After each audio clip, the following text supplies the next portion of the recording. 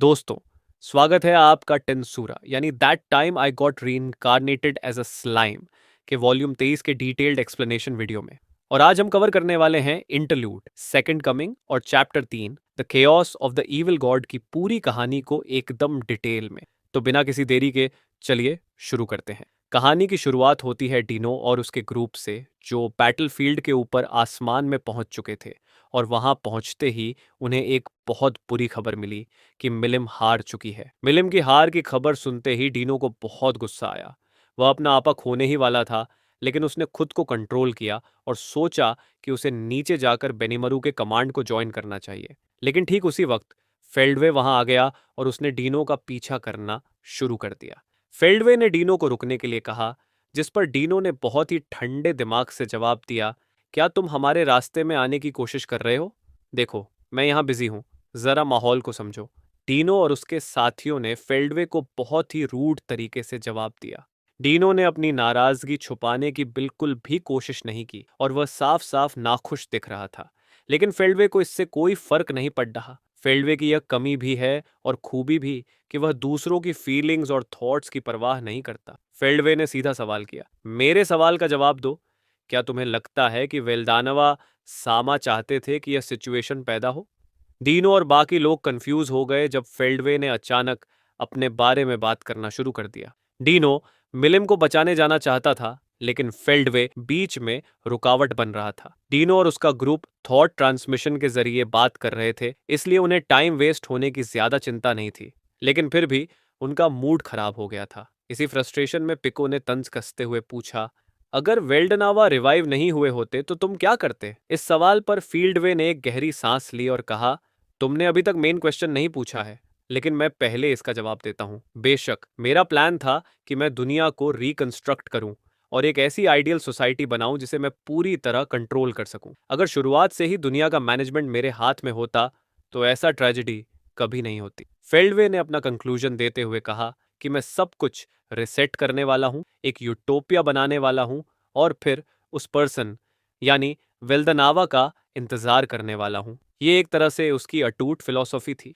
Dino और बाकी लोगों को फेल्डवे से यही उम्मीद थी, इसलिए उनके पास कहने को कुछ नहीं था। पीको, जो सार्कास्टिक होना चाहती थी, वह फेल्डवे के इस डिल्यूशनल आइडियल को सुनकर हैरान रह गई। पीको ने बेमन से हाँ कहा और फेल्डवे ने अपनी बात जारी रखी, जैसे कि असली एक्शन अब शुरू होने वाला हो। फेल्डवे ने कहा, चलो अब मेन क्वेश्चन पर आते हैं। अगर वेल्दनावा समा रिवाइव हो गए होते तो वह इस सिचुएशन को रोकने की कोशिश करते, लेकिन ऐसा नहीं है। तुम लोगों को क्या लगता है कि उनका इंटेंशन क्या है? क्या यह सिचुएशन वही है जो वह चाहते थे, या फिर इसके पीछे कोई और वजह है? डीनो ने कहा, मुझे नहीं पता। मेरा मतलब है, मुझे समझ नहीं आ रहा कि तुम ये हाइपोथेटिकल क्वेश्चन क्यों पूछ रहे हो कि अगर वेल्दनावा समा रिवाइव हो गए होते तो क्या होता। हमने ये डिस्कशन काफी पहले खत्म कर दिया था ना। पीको ने भी कहा कि हमने ये कंक्लूड कर लिया था कि होली रेलिक्स को एवालाजे ने खा लिया है। असल में एवालाजे ने अभी लेडी लूसिया का रूप ले लिया है और लॉर्ड वेल्दनावा के होली रेलिक्स भी उसके पेट में होने चाहिए। डीनो ने कहा, वैसे भी हमें मिलिम को बचाना है और एवालाजे को हराना है। अगर हम तब तक टिके रहे जब तक रिमूरू सान नहीं आ जाते तो वह बाकी सब संभाल लेंगे। फेल्डवे ने डीनो की बात पर कहा कि तुम रिमूरू को दिखाना चाहते हो कि तुमने कितनी मेहनत की है ताकि तुम्हारी पॉपुलैरिटी बढ़ जाए। डीनो, तुम काफी चालाक हो, लेकिन अभी मजाक का वक्त नहीं है। मेरी बात सुनो, ये एक सीरियस क्वेश्चन है। अगर वेल्दनावा सामा चाहते हैं कि हालात ऐसे ही रहें तो तुम क्या करोगे? Seven angels of the origin होने के नाते, जो उन्होंने ही क्रिएट किए थे, हमारे लिए सही रास्ता क्या है?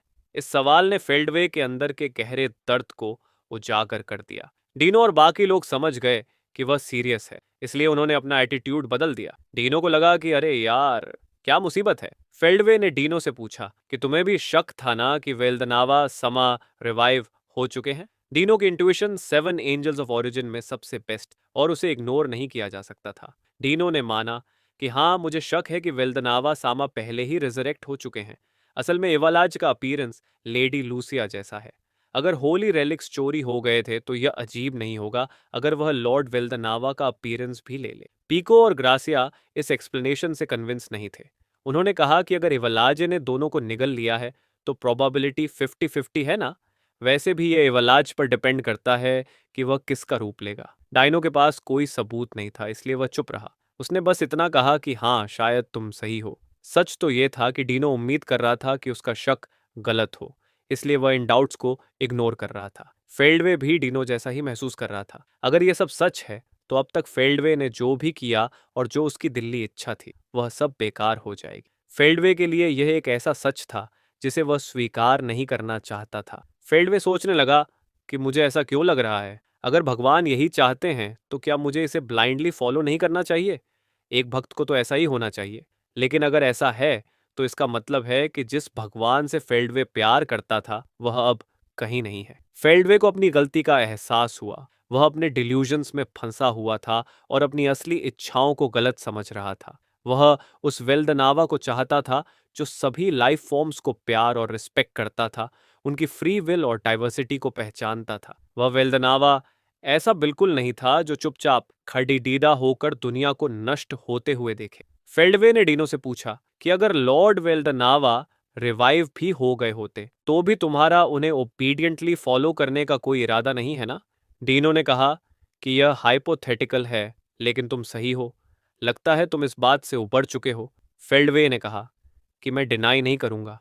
फेल्डवे को अपनी नादानी का एहसास था, लेकिन फिर भी अगर उससे पूछा जाता कि क्या वह वेल्दानवा के खिलाफ हथियार उठा सकता है, तो तुरंत जवाब देना मुश्किल था। फेल्डवे ने सोचा कि सबसे पहले सिचुएशन को समझना होगा। अपनी आइडियाज दूसरों पर थोपना कम्युनिकेशन में सबसे बड़ी बाधा है। फेल्डवे अब डाइनो और बाकी लोगों से सुलह करना चाहता था। उसे समझ आ गया था कि डीनो सही था कि फेल्डवे ने ही पहले धोखा दिया था। डीनो और बाकी लोगों की फ्री विल छीन लेना एक बहुत बड़ा पाप था, जिसे माफ नहीं किया जा सकता था। फेल्डवे ने सोचा कि माफी मांगने से कुछ नहीं होगा, उसे अपने एक्शन से उनका भरोसा जीतना होगा। फेल्डवे ने तय किया कि इवलाज को बेस वर्ल्ड में बुलाने का जिम्मेदार वही है, इसलिए मिलिम को बचाने का काम दूसरों पर छोड़ दचकर इवलाज को हराना उसका काम है। फेल्डवे ने कहा कि मैं अब इवलाज को यूज करने जा रहा हूं। लेकिन तभी वहां एक चमकता हुआ एग्जिस्टेंस प्रकट हुआ। वह दिखने में बिल्कुल फेल्डवे जैसा था, लेकिन उसका कम्प्लेक्शन अलग था और उसके ऑरा और प्रेजेंस में जमीन आसमान का फर्क था। वह असली और नकली का फर्क साफ बता रहा था। वह एक ओवरवेलमिंग हाकी और ऑरा रिलीज कर रहा था जो स्पेस को भी डिस्टॉर्ट कर रहा था। वह कोई और नहीं बल्कि स्वयं वेल्दानवा थे। फेल्डवे ने हड्ड बद्धाते हुए हवा में ही वेल्दानवा को सल्यूट किया। टीनो, पिको और ग्रेशिया ने भी तुरंत रिएक्ट किया और फेल्डवे के बगल में लाइन बनाकर अपना सिर झुका दिया। उन्हें शक करने की कोई जरूरत नहीं थी, क्योंकि वह सोल की चमक अनमिस्टेकेबली स्टेलर किंग ड्रैगन वेल्दनावा की ही थी। क्रिएटर गॉड वापस आ चुके थे। लेकिन फेल्डवे कंफ्यूज था। भगवान के वापस आने की खुशी के बजाय उसके दिल में डर था, क्योंकि वेल्दनावा ने आते ही एक शब्द कहा, सिलेक्शन। वेल्दनावा ने कहा कि वलाजे को ऐसे ही आज़ाद छोड़ डाच देते हैं, इस तरह हमें सिलेक्ट करने की मेहनत नहीं करनी पड़ेगी। इसका मतलब साफ था कि वेल्दनावा इस दुनिया को प्यूरिफाई करना चाहते थे, यानी जो भगवान की मर्जी के हिसाब से नहीं है, उन्हें नष्ट कर देना।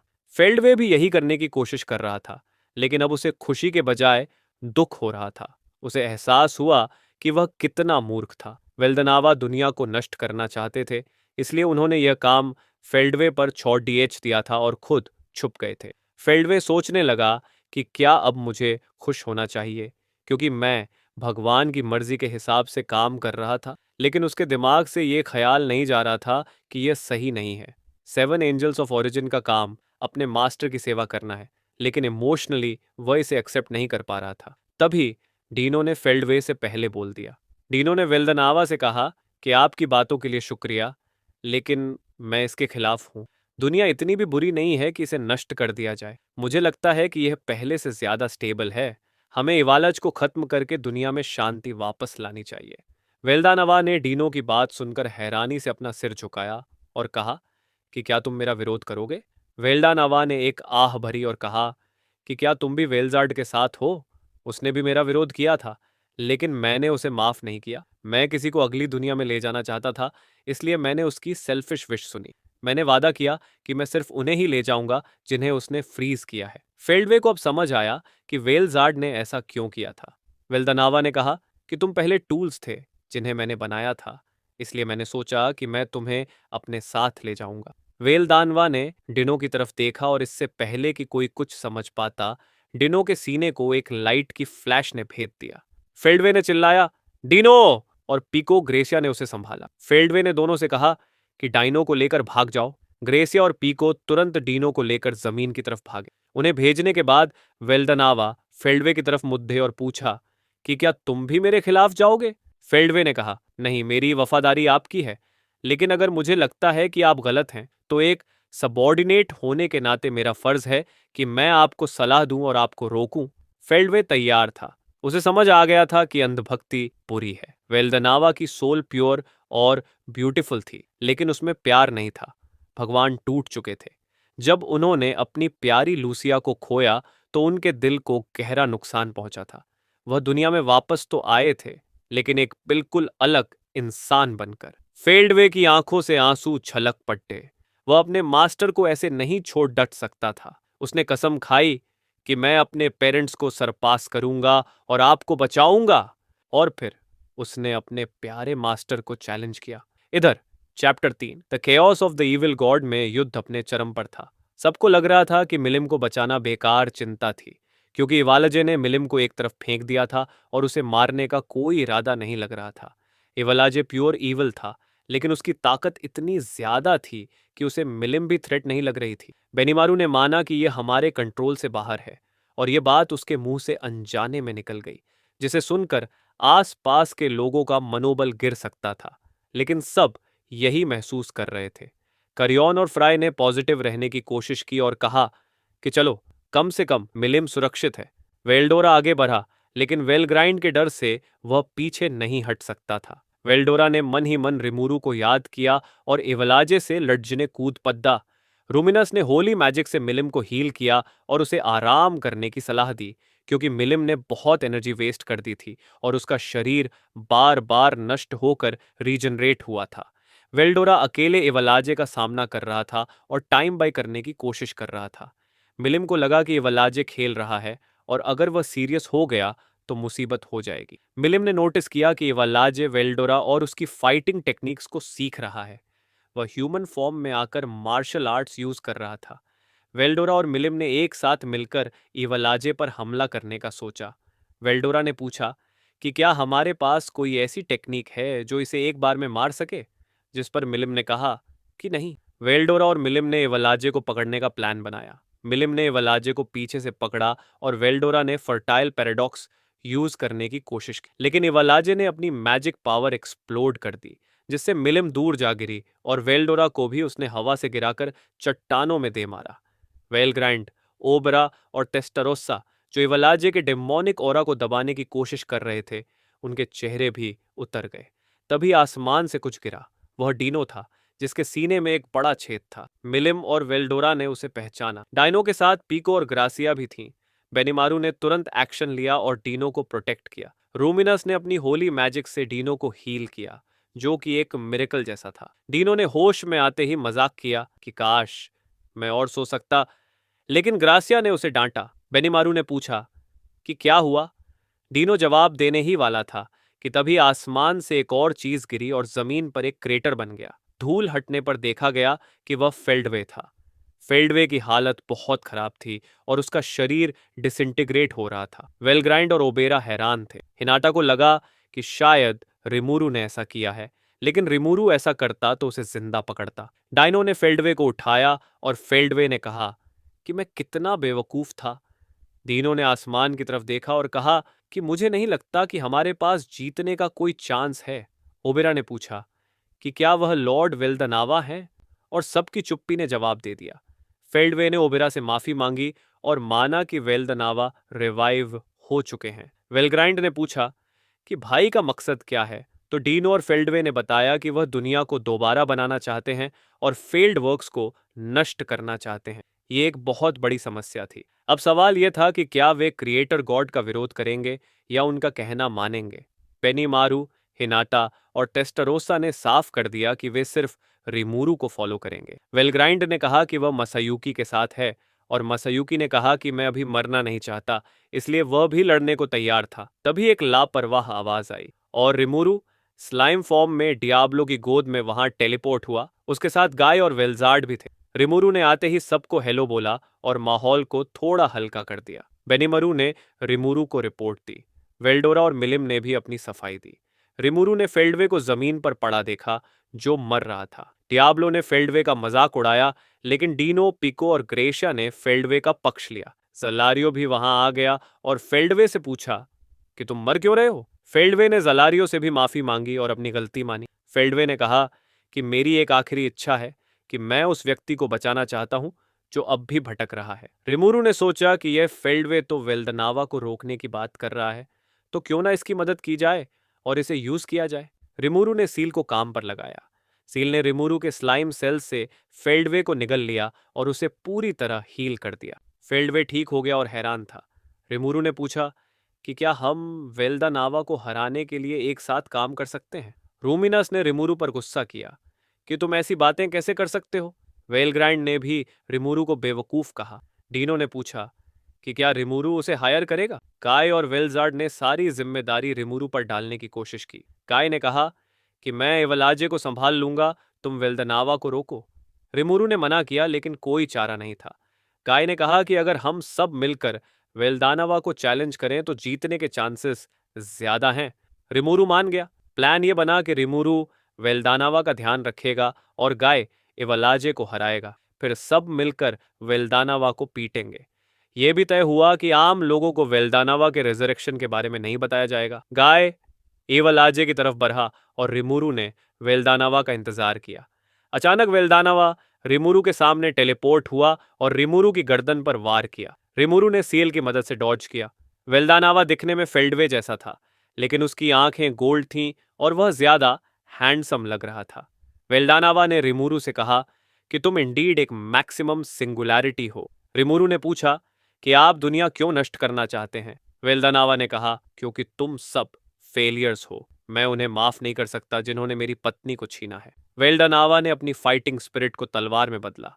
तभी फेल्डवे रिमुरु के साथ आ खड़ा हुआ और बोला कि मैं आपको रोकूंगा। अब सिचुएशन ये थी कि गाय एवलाजे से लड़ रहा था और रिमुरु और फेल्डवे वेल्दानावा का सामना कर रहे थे। वेलजार्ड और वेलग्रेंड डैमेज कंट्रोल कर रहे थे। वेल्दानावा और फेल्डवे के बीच लड़ाई शुरू हुई। वेल्दानावा फेल्डवे के हमलों को आसानी से हैंडल कर रहा था। फेल्डवे के पास जीतने का कोई चांस नहीं था। जलारियो और ओबेरा देख रहे थे। रिमुरु ने जलारियो से कहा कि अगर तुम वेल्दानावा को फॉलो करना चाहते हो तो मैं तुम्हें नहीं रोकूंगा। जलारियो ने कहा कि उसे नहीं पता कि सही क्या है, इसलिए वह कुछ नहीं करेगा। यह रिमुरु के लिए अच्छा था। फेल्डवे हारने की कगार पर था। वेल्दानावा ने कहा कि मुझे थोड़ा और वक्त लगेगा अपनी सेंसेस वापस पाने में, तब तक मैं तुम्हारे लिए कुछ प्लेमेट्स बुलाता हूँ। वेल्दानावा ने ककेयाशी, हबताकी और स्विम को वापस बुला लिया, जिन्हें वेल्दानावा ने एवलाजे के बच्चों के रूप में रिवाइव किया था। यह सुनकर अल्टीमा और करेरा को गुस्सा आया कि उनकी मेहनत बेकार गई, लेकिन अब असली लड़ाई शुरू होने वाली। दूसरी तरफ गाय एवलाजे को ओवरवेल्म कर रहा था। गाय के पास वर्ल्ड सोर्ड थी, जिससे वह एवलाजे के बीम्स को काट रहा था। वेलग्राइंड हैरान थी कि गाय इतना स्ट्रांग है। वेलजार्ड ने बताया कि गाय ने उसकी स्ट्रॉन्गेस्ट टेक्निक को भी एक वार में काट दिया था। मिलिम को बुरा लग रहा था कि गाय उससे ज्यादा स्ट्रांग दिख रहा है। वेल्डोरा ने भी कहा कि अगर वह सीरियस होता तो वह भी नहीं हारता, लेकिन वेलजार्ड ने उसे चुप करा दिया। गाय एवलाजे को ऑब्जर्व कर रहा था। एवलाज के पास अल्टीमेट स्किल्स नहीं थी, लेकिन वह डिस्ट्रक्शन गॉड था। गाय के पास नोडन्स गॉड ऑफ द अबिस नाम की नई इवॉल्व्ड अल्टीमेट स्किल थी, जो उसने रिमुरु की एबिलिटी ऑल्टरेशन को देखकर बनाई थी। यह स्किल उसे एनर्जी डिवॉर करने और एबिलिटीज कॉपी करने की ताकत देती। लेकिन एवलाजे भी सीख रहा था। एवलाजे ने लूसिया के होली रिमेन्स से ultimate skill Raphael king of knowledge acquire कर लिया। यह देखकर गाय को लगा कि यह लड़ाई लंबी चलेगी। एवलाजे ने गाय पर बीम्स की बारिश कर। गाय ने सब डॉज किया और एवलाजे के करीब जाकर वर्ल्ड से हमला किया। एवलाजे ने सोचा कि उसने गाय को पॉइंट ब्लैंक रेंज पर बीम मारकर हरा दिया है, लेकिन गाय ने बेल्जेबब की कॉपी करके उस एनर्जी को डिवॉर कर लिया और एवलाजे को वर्ल्ड से पियर्स कर दिया। एवलाज को पहली बार दर्द और गुस्सा महसूस हुआ। उसने गाय को अपना दुश्मन माना और इवॉल्व होने लगा।